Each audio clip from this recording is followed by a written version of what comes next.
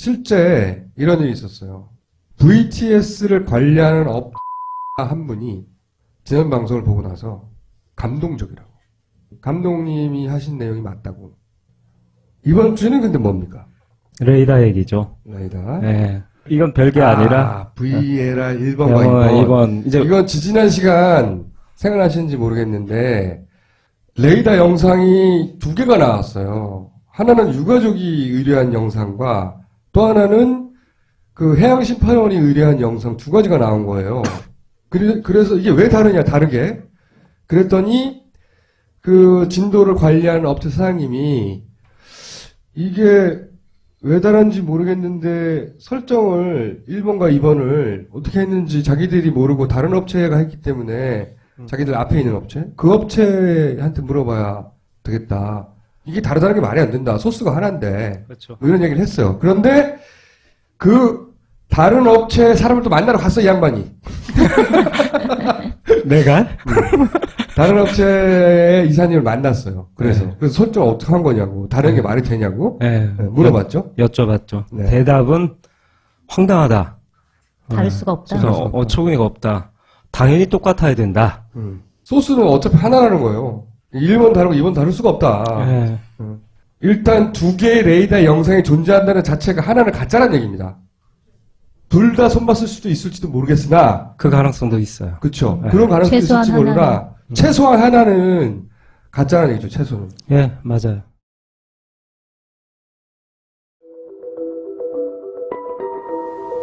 사고 20분 전인 8시 30분경 서거차도 레이더는 세월호를 계속 감시했다. 이 레이더 기록은 진도관제 세타의 저장장치 2개에 고스란히 담겼다. 이 자료는 세월호 침몰의 비밀을 풀 수 있는 핵심 열쇠였다. 왜냐하면 레이더는 AIS 정보와는 근본적으로 다르기 때문이다. 배가 발신하는 GPS 정보는 단지 배의 안테나 위치만을 알려준다. 그러나 레이더는 마치 엑스레이처럼 배의 형태와 크기까지도 파악할 수 있다. 만약 레이더가 전파를 쏘았을 때 배가 옆면을 보이고 있다면 반사하는 전파의 양이 많아 이렇게 길쭉하게 기록된다. 그런데 배가 수직 방향으로 달리면 레이더가 찍은 영상에는 좁은 폭으로 나타난다. 즉 현재 배의 형태와 방향의 변화까지도 파악할 수 있는 것이다.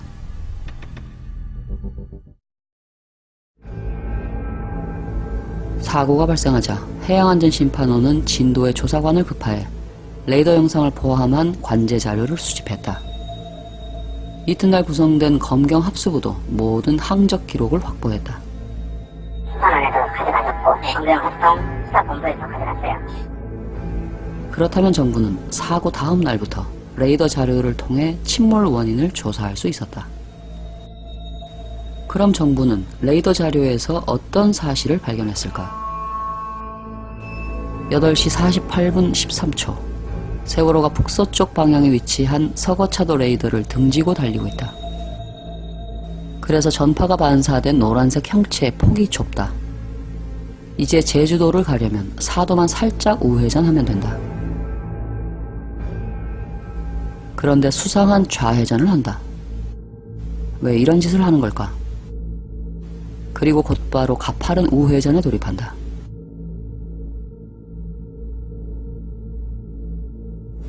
세월호가 급회전을 하면서 전파를 많이 반사하자 노란색 형체는 길쭉하게 변한다. 8시 50분 33초 시연이가 영상을 찍는 시점이다. 배가 급회전하면서 서거차도 쪽을 향하자 노란 형체의 폭이 매우 좁아진다. 그리고 180도 가까이 회전하자 다시 더욱 크고 길쭉해진다. 이런 대회전은 무려 4분간이나 전타 상태를 유지했기 때문에 벌어진 것이다. 그 후 이런 사실을 감추고 싶은 듯 누군가가 방향타를 슬그머니 중립으로 되돌려 놓았다. 그러나 레이더는 진실을 전부 기록했다. 이제 세월호 선원들은 고의 침몰 혐의로 강도 높은 조사를 받을 게 분명했다. 그런데 뭔가 이상하다. 주머니에 손을 꼽고 조사실에 들어가도 결백을 증명할 자신이 있다는 걸까? 4월 21일 이상한 상황이 벌어지기 시작했다. 정부가 레이더 기록은 빼고 36초 누락 구간이 있는 AIS 항적만을 발표한 것이다. 그런데 놀랍게도 이 항적은 세월호 선원들에게 매우 유리했다. 레이더가 기록한 사실과는 완전히 달랐던 것이다. 분명히 AIS 좌표는 배에 달린 안테나 위치를 말하는데 레이더가 기록한 세월호 위치에서 멀리 떨어져 있다. 세월호가 좌회전했다가 우회전할 때쯤엔 편차가 훨씬 커진다. 이 때문에 AIS 좌표들만 보면 세월호가 직진하다가 정상적으로 우회전한 것처럼 보이는 착시 현상을 일으킨다. 그런 다음 갑자기 안테나가 배를 가로질러서 엄청나게 밑으로 내려가 버린다. 그리고 배가 약 180도를 날카롭게 우회전하자 신기하게도 AIS 좌표들은 세월호가 병풍도 쪽을 바라보며 표류한 것처럼 찍힌다. 이 영상을 분석한 레이더 전문가에 따르면 AIS와 레이더에 편차가 발생해도 일관성이 있다. 그런데 이렇게 제멋대로 불규칙한 경우는 처음 본다고 한다. 특히 세월호가 병풍도를 바라볼 경우의 안테나 위치에 딱 맞춰서 AIS 좌표들이 찍힌 것은 너무나 인위적이다. 쉽게 말해 누군가 AIS 정보를 조작해야만 이런 현상을 만들 수 있다는 뜻이다. 그런데 검찰은 이런 잘못된 AIS 항적을 기초로 선원 15명을 재빨리 기소해버렸다. 이후 재판에서 침몰 원인은 조타수의 실수라는 결론을 향해 달려갔다. 바로 이때 한 여자가 등장했다. 귀여운 미소. 청순함으로 남학생들을 설레게 했던 그녀. 이게 도대체 어느 나라에 있는 일이에요? 지금은 카리스마만 남은 심의원은 해경의 레이더 영상을 요구했다. 그런데 뜻밖에도 해경은 순순히 제출했다. 드디어 정부 AIS가 잘못됐다는 사실이 밝혀지는 것일까? 사고 당일 진도 VTS의 관제사들이 보고 있던 바로 그 영상입니다. 갑자기 병풍도를 향해서 배가 급선회하기 시작합니다. 예. 그러나 그런 일은 벌어지지 않았다. 왜냐하면 레이더 정보가 터무니없이 적었기 때문이다. 원래 서거차도 레이더는 평균 3초에 한 번씩 세월의 위치를 기록했다. 그런데 해경은 20초에 한 번씩만 데이터가 나타나는 이빨 빠진 자료를 준 것이다. 이로 인해 세월호의 형태가 변하면서 급회전하는 모습을 발견하기는 쉽지 않았다. 결국 정부의 잘못된 AIS 항적은 타격을 받지 않았고 선원들 재판은 일사천리로 진행돼 갔다. 그러나 이번엔 가족들이 나섰다. 법원을 통해서 관제 영상 데이터를 받자 이걸 동영상으로 변환하기 위해 전문 업체를 방문하려고 했다. 그런데 방문 일주일 전 묘한 사건이 벌어졌다. 해양안전심판원이 해당 업체에 연락을 취한 것이다. 이 사실을 모르는 가족들은 부산으로 내려가 동영상 변환을 마치고 돌아왔다. 그때 돌발 사건이 벌어졌다. 최근 해수부가 세월호의 레이더 정보를 기반으로 항적을 다시 복원했고 해양심판원이 복원에 사용했다는 레이더 영상이 전격 공개된 것이다. 그런데 이 영상은 매우 수상했다. AIS에 누락 구간이 있었던 것처럼 레이더에도 누락 구간이 존재했던 것이다. 당시 서거차도 레이더는 고장난 적이 없었다. 그래서 가족들이 복원해온 영상을 분석해봤다. 역시 똑같은 누락 구간이 존재했다. 너무 이상해서 이번에는 해경이 심의원에게 제출했던 영상과 대조해봤다.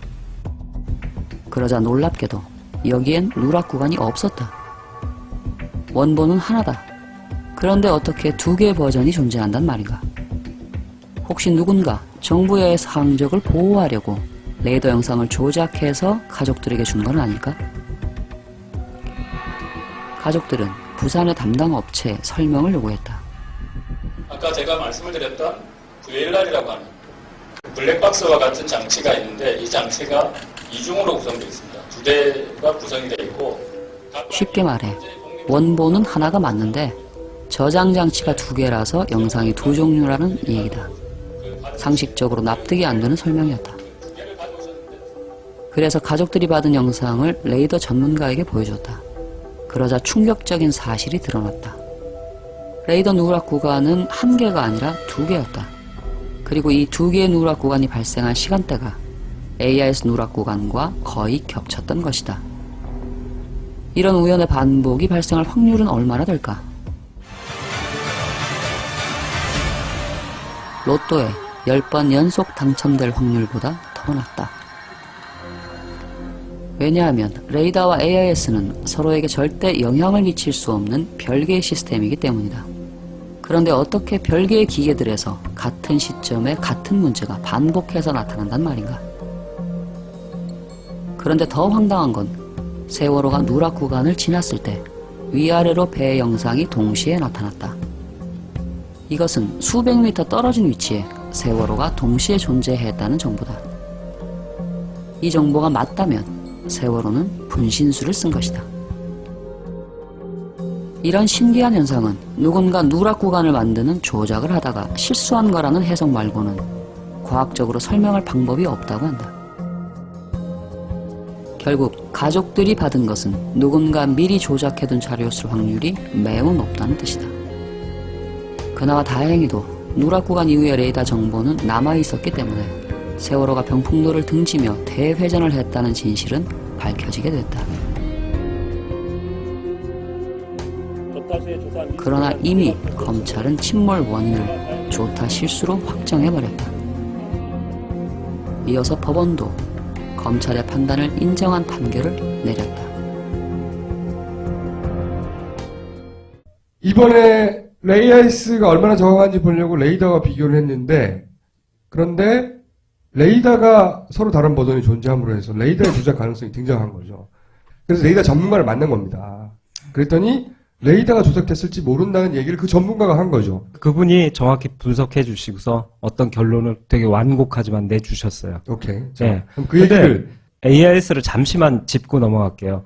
정부가 연태까지 발표했던 AIS와 레이더의 영상을 아까 비교하는 영상 보셨잖아요. 네네. 보시면 알겠지만 정부가 그 분석하셨던 전문가의 말씀은 뭐냐면 이 AIS 데이터는 말이 안 된대요. 이 레이더의 편차가 10m 이내래요. 네. 레이더가 빛으로 쏴갖고 오니까 레이더의 원래 개발 초창기 자체가 저 비행기들이 날아올 때 거기다 총 쏘기 위해서 개발된 게 레이더거든요. 근데 그런 레이더가 추적한 10m 이내에 배 좌측에서 가는데 보시면 알겠지만 40m 오른쪽에서 막 달려요. AIS의 기준에 따르면 그러니까 안테나가 이탈을 해버린 거예요, 배에서. 특히 이 표류했다라는 곳이 있지 않습니까? 네. 거기에서 보면 그 레이더 항적하고 정부가 발표한 AIS 항적을 가만히 보시면 이 뱃머리가 병풍도를 바라본 쪽에 대고서 따다다닥 찍히고 좌표가 올라가요. 네. 표류했다라는 결과를 놓고서 거기다가 잘못된 헤딩값에다 대고서 좌표가 계속 찍힐 수가 없는 거잖아요. 네. 그러니까 그런 의미에서 이것은 오히려 조작이 안 됐다라고 말하는 게 오히려 천문학적인 확률이 아닌가. 네.